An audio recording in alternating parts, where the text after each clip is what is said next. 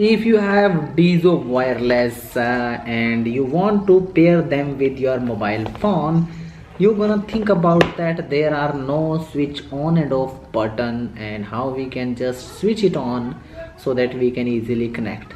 That's a problematic, but over there is a great and nice tech also, so that you can easily enjoy these type of wireless collar Bluetooth neckbands, so that you can easily save the battery. And there is a technology over there. First of all, remove or dispair from each other, and after that it's automatically gets on. That's the main technology.